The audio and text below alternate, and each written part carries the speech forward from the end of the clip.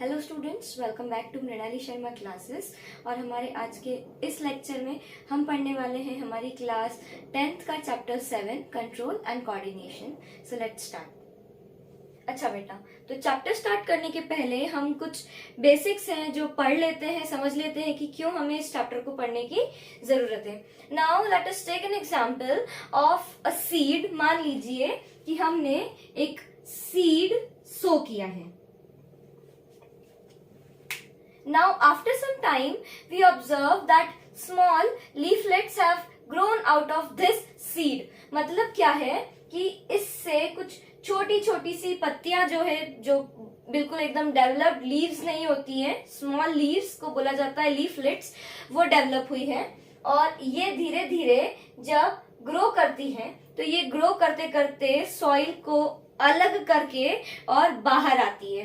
Right, जब हम बाहर की तरफ इसे कुछ इस तरीके से एक सुंदर से प्लांट के फॉर्म में देख पाते हैं, प्लांटलेट के फॉर्म में हम देख पाते हैं। ये डायग्राम हमने बहुत ज्यादा अच्छे से हमारी 5th एंड 6th क्लास में बनाया है, when we show germination of seed. Right, तो ये कुछ नहीं है, जर्मिनेशन ऑफ सीड है। तो अब यहां से हमें क्या पता चलता है, that this seed is growing into a plant.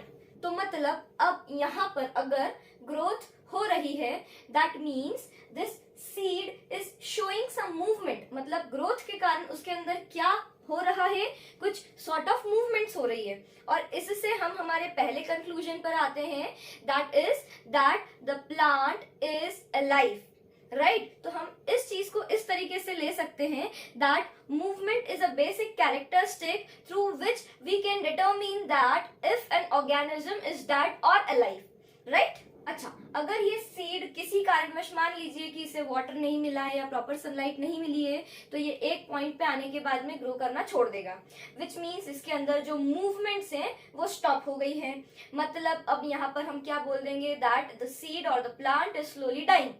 Right, तो मूवमेंट एक हमारे लिए क्या बन जाता है ना, एक बेसिक कैरेक्टर बन जाता है to determine if an organism is dead or alive.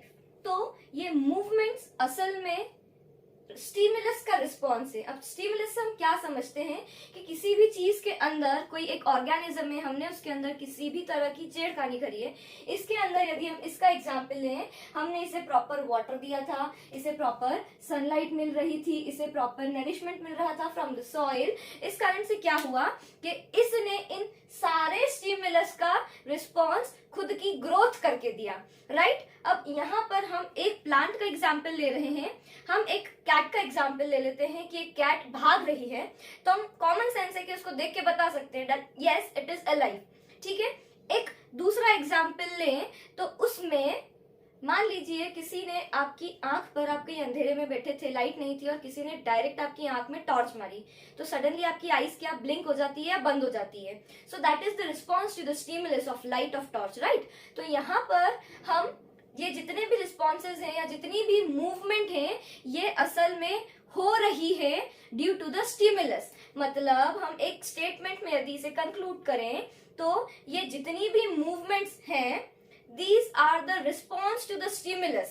जितने भी दुनिया भर के स्टिमुलाई हैं, लाइट ले लो या टेम्परेचर ले लो, ह्यूमिडिटी ले लो, व्हाटएवर, जितने भी स्टिमुलाई हैं, इन सब का रिस्पॉन्स है ये मूवमेंट्स। तो क्वेश्चन अब ये अराइज होता है that what is causing these movements. एक एग्जाम्पल और लेते हैं कि मान लीजिए आपका रिजल्ट आ रहा है, या फिर आपकी पीटीएम है, या फिर पापा ने सडनली बोल दिया है कि तुमसे कुछ बात करनी है, तो हमें हमारे सारे पुराने कांड याद आ जाते हैं। राइट, धड़कन तेज हो जाती है, हाथ पैर धूजते हैं। तो ये सारी अनईजीनेस जो है वो तो हम नहीं चाहते हमारी बॉडी में। Then what is causing this uneasiness? Okay, तो ये सारा जो कंट्रोल है ये हमारी बॉडी कर रही है। इसी कंट्रोल को समझने के लिए, पढ़ने के लिए हम इस चैप्टर को पढ़ते हैं। ओके, अब एक दूसरी बात हम ले लेते हैं कि टीचर ने अपना फेवरेट डायलॉग चिपका दिया है, I want pin drop silence in this class. और दोस्तों से बात करना बहुत ज्यादा जरूरी है। तो हम पागल तो है नहीं कि we will shout loudly and talk है ना। तो अब हम क्या करते हैं, उस जरूरी बात को दोस्त तक पहुंचाने के लिए हम खुसुर फुसुर करते हैं ताकि टीचर तक वो बात ना जाए, राइट। तो यहाँ पर हमें पता है कि हमारे इन्वायरमेंट के हिसाब से हमें किस तरीके से रिस्पॉन्स करना है। तो इस चीज को बोला जाता है एक्सटर्नल इन्वायरमेंट के हिसाब से हमारी बॉडी को कोऑर्डिनेट करना, एडजस्ट करना। And hence the chapter says control and coordination.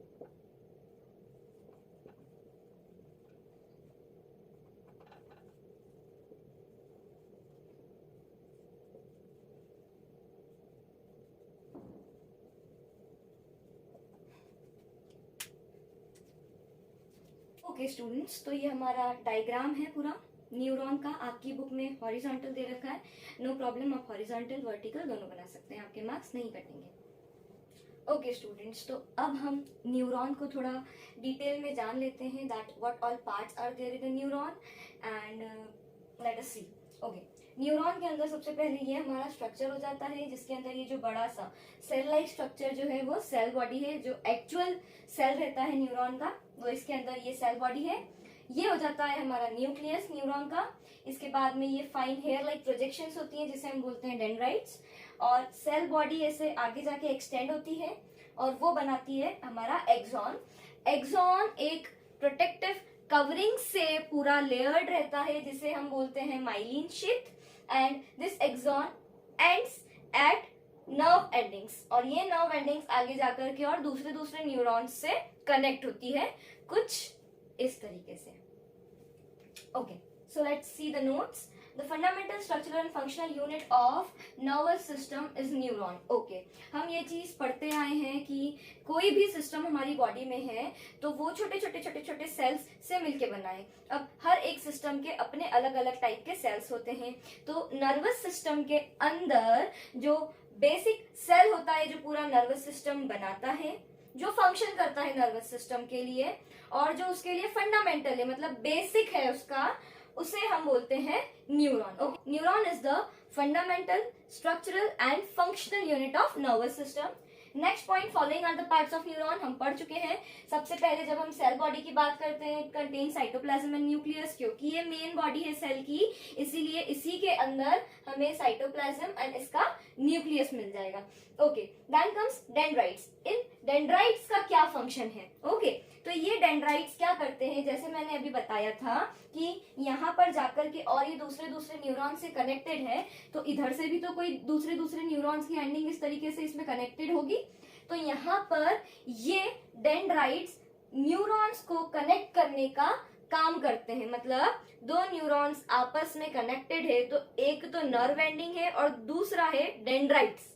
इस तरीके से ये आपस में कनेक्टेड रहते हैं। ओके, दूसरा काम इनका ये होता है that they carry nerve impulse और इलेक्ट्रिकल इम्पल्स।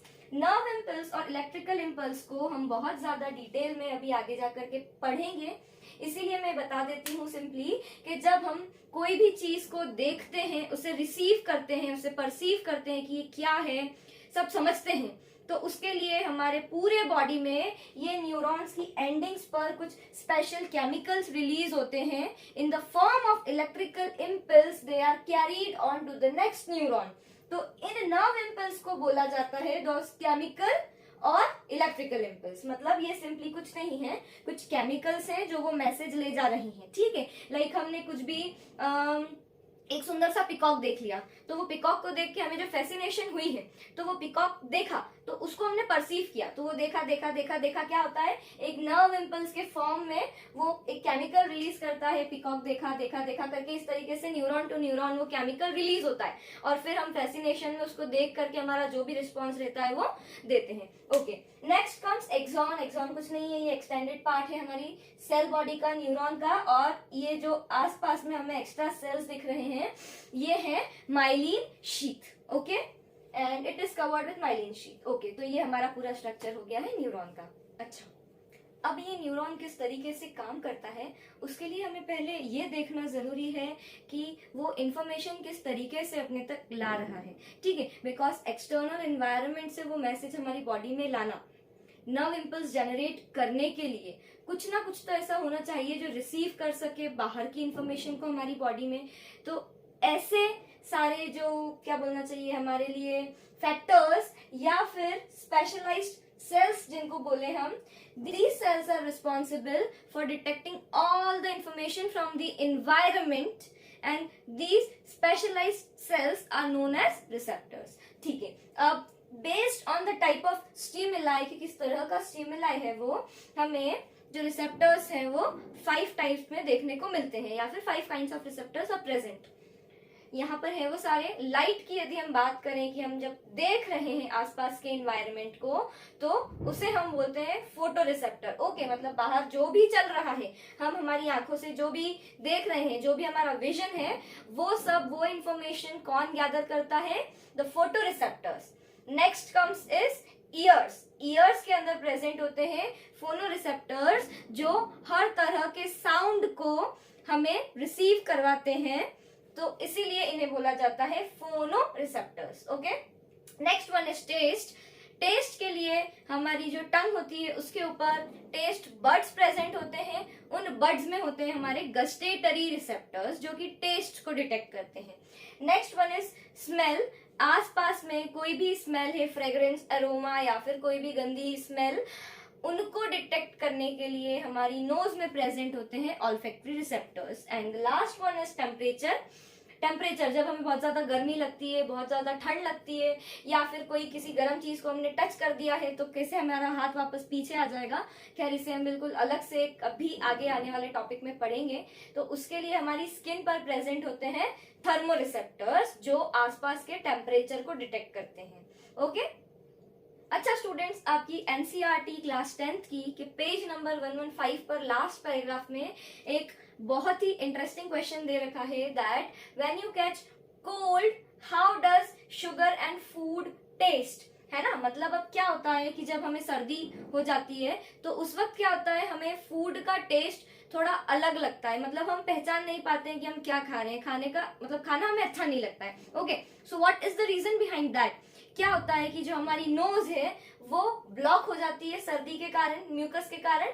तो अब यहाँ पर क्या होता है कि ये मान लो नोज है और ये यहाँ पर टंग है, ठीक है, तो ये वाला एरिया जो है वो ब्लॉक हो गया है।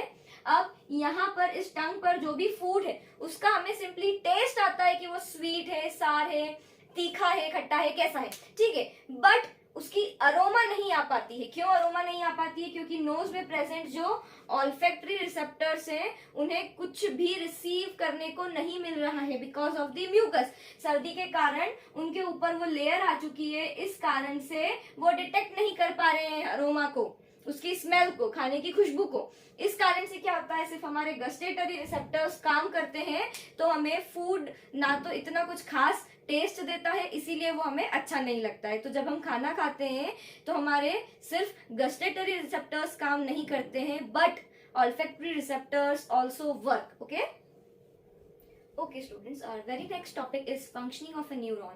अब हमने न्यूरॉन का स्ट्रक्चर देख लिया, उसे किस तरह से इंफॉर्मेशन मिलती है ये भी हमने देख लिया।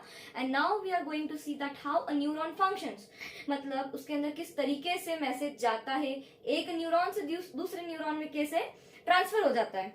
सो लेट्स सी, ये आपके नोट्स हैं, आप वीडियो पॉज करके कॉपी डाउन कर सकते हैं या फिर स्क्रीनशॉट ले सकते हैं। मैं डायरेक्ट इसकी एक्सप्लेनेशन देती हूँ किस तरीके से एक न्यूरॉन दूसरे न्यूरॉन तक इन्फॉर्मेशन पहुंचाता है।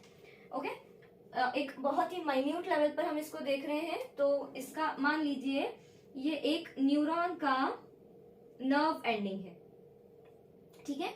ये जो नर्व एंडिंग्स हमने डायग्राम में बनाए थे न्यूरॉन के, उनमें से ये एक है और इधर से दूसरे वाले न्यूरॉन के डेंड्राइट ने कुछ इस तरीके से इसको पकड़ रखा है या फिर इस तरीके से वो उससे जुड़ा हुआ है। अब यहाँ पर एक इंपॉर्टेंट बात मैं आपको बता देती हूँ that they are not completely connected with each other. ये बिल्कुल एक दूसरे से चिपके हुए नहीं है या फिर इसके अंदर ये इस तरीके से एम्बेडेड नहीं है ना, गढ़े हुए नहीं है। इसमें और इसमें बीच में एक गैप है। You can see this gap. इस गैप को हम बोलते हैं सिनेप्स। अब सुनो क्या होता है। न्यूरॉन में जैसे ही मैसेज आया किसी भी चीज का, कुछ भूख लगी है या फिर टेम्परेचर बढ़ा या कम हुआ, गर्मी लगी, तो उस कारण से क्या होता है कि इस न्यूरॉन के अंदर यहाँ पर कुछ मैसेज आया, डेंड्राइट्स ने जनरेट किया रिसेप्टर से मिल करके, तो इसके अंदर हुई एक केमिकल रिएक्शन उस स्टिमुलाई के कारण, उस स्टिमुलस के कारण। सॉरी, स्टिमुलस सिंगुलर होता है, स्टिमुलाई प्लूरल होता है। मतलब ये है कि जब एक है, कोई एक ही स्टिमुलस है तो हम उसे स्टिमुलस बोलेंगे। एक साथ कई सारे हमें इस तरीके से छेड़खानी देखने को मिल जाती है तो उसे हम बोलते हैं स्टिमुलाई। ठीक है, तो यहाँ पर जब स्टिमुलस मिला तो न्यूरॉन के अंदर जैसे ही वो मैसेज आता है तो पहले न्यूरॉन में एक केमिकल रिएक्शन स्टार्ट हो जाती है। केमिकल रिएक्शन होने के कारण एक इलेक्ट्रिक इंपल्स जनरेट होती है एकदम से। ठीक है, वो केमिकल रिएक्शन इसके अंदर वो जो इंपल्स जनरेट करता है, इस कारण से क्या होता है, मान लो ये इसकी नर्व एंडिंग्स है और यहाँ पर ये दूसरे न्यूरॉन का डेंड्राइट इस तरीके से आकर के जुड़ा हुआ है। ठीक है,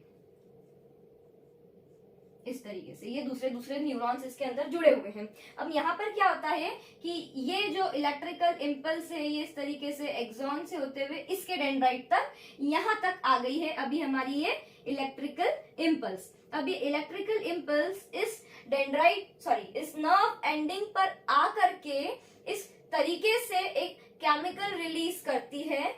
वो केमिकल यहाँ से रिलीज होके इस वाले न्यूरॉन के ये डेंड्राइट में आता है। मतलब क्या हुआ है, इलेक्ट्रिकल इंपल्स आई, यहाँ एंडिंग तक आई, यहाँ पर इस इलेक्ट्रिकल इंपल्स ने जनरेट किया एक केमिकल।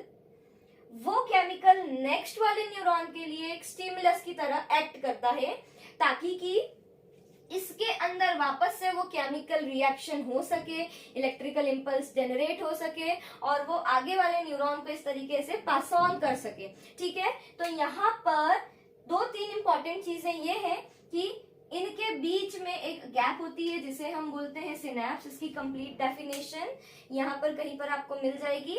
ओके, ये हो गया सिनेप्स। सिनेप्स के बाद में नेक्स्ट चीज हमने क्या देख ली कि इलेक्ट्रिकल इंपल्स आ रही है, इस न्यूरॉन तक इलेक्ट्रिकल इंपल्स रही, यहाँ पर आकर इसने केमिकल रिलीज कर दिया। ये केमिकल रिलीज हुआ तो इस वाले न्यूरॉन के डेंड्राइट ने कैच किया उसको और उसको लिया एज अ स्टिमुलस और फिर वापस से वही चीज हुई कि इसके डेंड्राइट से वो न्यूरॉन के अंदर आ गया, ये सेल बॉडी के अंदर आ गया। मान लो ये वाला अगला वाला न्यूरॉन ये है मान लो, तो यहाँ पर इस केमिकल से यहाँ पर इलेक्ट्रिकल इंपल्स जनरेट हुई वापस से इसकी सेल बॉडी में, फिर आगे जाकर के यहाँ पर इसने केमिकल रिलीज किया, वो अगले वाले न्यूरॉन के लिए एज ए स्टिमुलस एक्ट करेगा।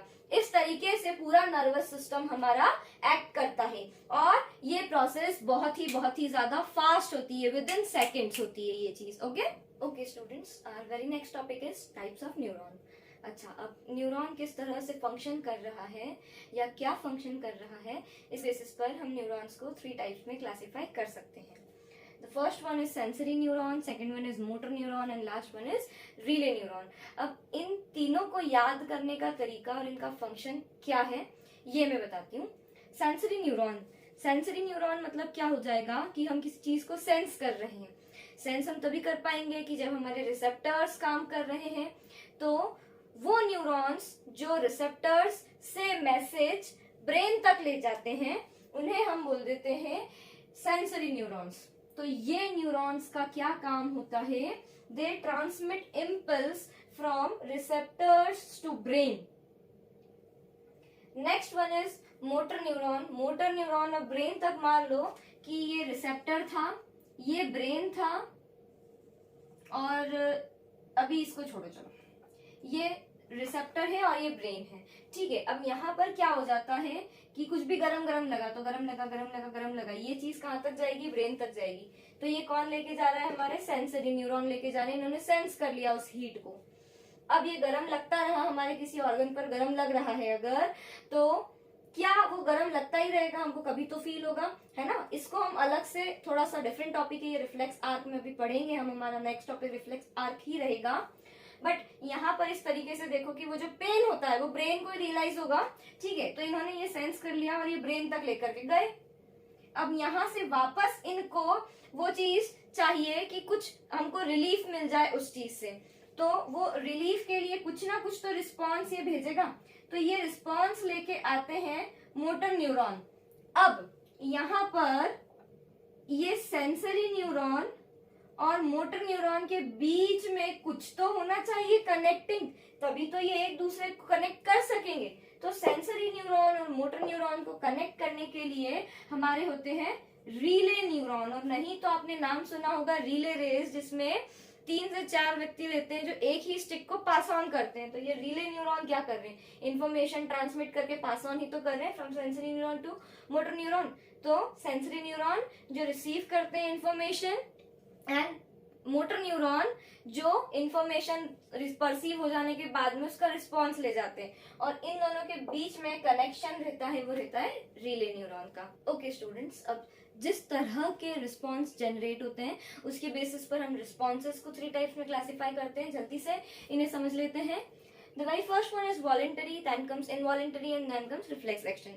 Voluntary से हमारा क्या मतलब होता है कि ये रिस्पॉन्सेस ऐसे होते हैं जो हमारे ब्रेन के हिसाब से काम करते हैं, बट हमें इतना ज्यादा पता नहीं चलता है, हम है ना। फॉर एग्जाम्पल हम ले लेते हैं वॉकिंग। जब हम चलते हैं तो हम बिल्कुल एकदम इस तरीके से बैलेंस बनाकर नहीं चलते हैं कि बिल्कुल एक एक कदम ऐसे रख रहे हैं कि जैसे पहली बार सीख रहे हैं, राइट। हमारे ब्रेन को उस चीज की आदत हो गई है। बट हाँ, कोई गड्ढा आता है या कुछ भी ऐसी चीज आती है तो हमारे ब्रेन को उस चीज के बारे में पता रहता है कि हाँ हमें उससे बचना है, तो हम थोड़ा सा साइड से होकर के चल जाते हैं। तो इसलिए ये क्या है, वॉलेंटरी है, मतलब हम हमारे विल के हिसाब से वॉक कर रहे हैं। देन कम्स राइटिंग, जब हम लिखते हैं फटाफट फटाफट तो हमें सारी जो स्पेलिंग है वो दिमाग में बैठी हुई है। इसीलिए कई बार ऐसा होता है कि कुछ कुछ वर्ड्स हम खा जाते हैं क्योंकि हमें भूख लगती है। वो भूख इस तरह से लगती है कि हमारा ब्रेन जल्दी जल्दी प्रोसेस करता है और उस स्पीड से हमारा हाथ मैच नहीं कर पाता है, तो वो वर्ड्स हम स्किप कर देते हैं और हमें पता नहीं चलता है, ठीक है। तो ये हो गया ओवरऑल वॉलेंटरी, ठीक। इसके लिए रिस्पॉन्सिबल रहता है हमारा फोर ब्रेन, ठीक।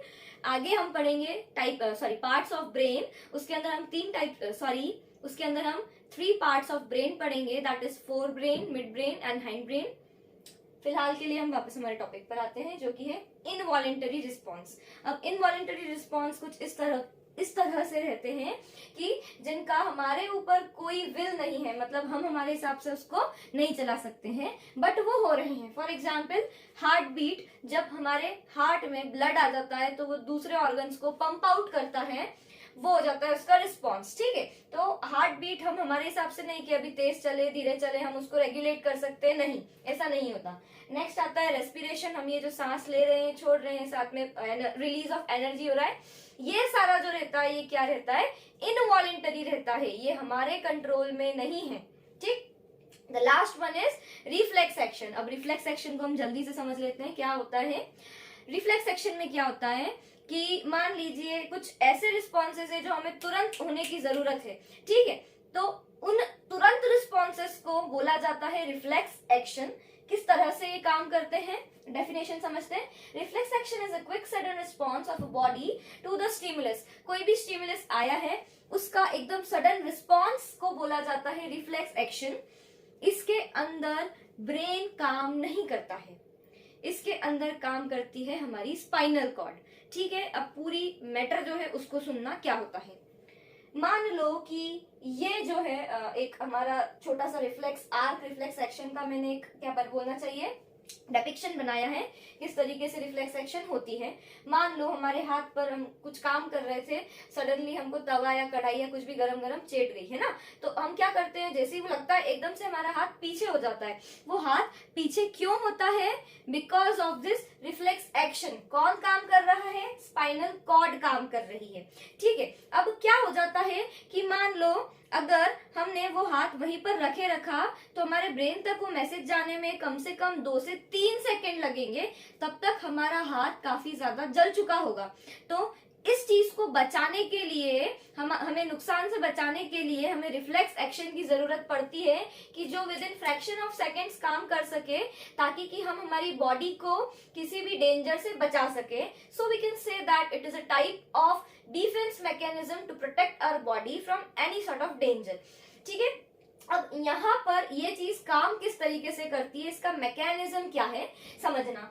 मान लो हमारे हाथ ने उस गर्म पॉट को या किसी भी गर्म चीज को टच किया, तो यहाँ पर ये जैसे रिसेप्टर्स ने टच किया तो ये तुरंत क्या करते हैं, सेंसरी न्यूरॉन्स से हमारे स्पाइनल कॉर्ड तक ले जाते हैं. ठीक है, ब्रेन और स्पाइनल कॉर्ड आपस में जुड़े हुए हैं, ब्रेन तक जाने में टाइम लगता है, बट स्पाइनल कॉर्ड हमारे बॉडी के बिल्कुल बीचों बीच प्रेजेंट है इस कारण से, और इसी के थ्रू सारी नर्व्स जा रही है. तो ये वो सडन रिस्पॉन्स जनरेट कर सकता है कम टाइम में, जो कि ब्रेन नहीं जनरेट कर सकता. इसीलिए रिफ्लेक्स आर्क, रिफ्लेक्स एक्शन के अंदर स्पाइनल कॉर्ड काम करती है, ना कि ब्रेन, ताकि हम जल्दी से उस चीज को, उस डेंजर को रिस्पॉन्स करके हमारी बॉडी को बचा सके. अब क्या हुआ, ये सेंसरी न्यूरॉन्स स्पाइनल कॉर्ड तक इसको लेकर के आए कि गर्म है. ठीक है, अब इस स्पाइनल कॉर्ड ने फट से क्या करा, एक रिस्पॉन्स जनरेट कर दिया कि मसल्स को ये बोले कि हाथ पीछे करो, हमारे मसल्स यहाँ पर काम करेंगे तो हाथ पीछे करो. तो अब ये रिस्पॉन्स जनरेट जो हुआ है वो यहाँ से मोटर न्यूरॉन तक जाने के लिए किसने काम कर दिया, रीले न्यूरॉन ने. और ये मोटर न्यूरॉन जाकर के हमारे मसल्स से अटैच्ड रहते हैं. तो ये क्या काम करते हैं, ये मोटर न्यूरॉन्स हमारे मसल्स को कॉन्ट्रैक्ट कर देते हैं, जिससे कि हमारा हाथ तुरंत पीछे आ जाता है with in fraction of seconds. इसका एक रियल लाइफ आप लोगों को मैं प्रूफ दूं तो जब कुछ गर्म लगता है तो हमारा हाथ पहले पीछे आ जाता है और हमें जलन थोड़ी 1-2 सेकंड बाद मचती है. ऐसा नहीं होता है कि ब्रेन इस चीज में काम ही नहीं करता है, बट ये चीज किस तरह से होती है कि रिस्पांस, स्टिमुलस मिला, रिस्पांस हो गया, ठीक है, हाथ पीछे हो गया, बट वो जो जलन है उसके लिए तो वो जो मैसेजेस है वो हमारी ब्रेन तक ही जाएंगे, और फिर वो ब्रेन क्या करेगी, उसका रिस्पांस जनरेट करेगी कि जलन हुई, मतलब वहां के टिश्यू जो है वो डैमेज हुए हैं. तो या तो हम उसके ऊपर कुछ आइस लगाएं या पानी लगाएं, बर्नॉल लगाएं, कुछ भी लगाएं, जिससे कि वहां के टिश्यू रिपेयर हो सके. तो इस तरीके से स्पाइनल कॉर्ड और ब्रेन साथ में काम करती है, और रिफ्लेक्स एक्शन के अंदर स्पाइनल कॉर्ड काम करती है. आई होप आप लोगों को ये पूरा मैकेनिज्म बहुत अच्छे से समझ में आया होगा. ठीक है, इसके आगे मैं 3 पार्ट्स और बनाऊंगी, जिसमें हम इसके आगे के पार्ट्स, इस चैप्टर के आगे के पार्ट्स पढ़ेंगे. ये चैप्टर पूरा 4 पार्ट्स में कवर होगा. ये हमारा फर्स्ट पार्ट था. स्टूडेंट्स, अगर आप लोगों को ये वीडियो पसंद आई हो, आपको टॉपिक्स समझ में आए हो, ऐसा लगा हो कि हाँ हमें इजीली समझ में आ गया है, तो please do subscribe my channel और इसे शेयर करें. Thank you so much.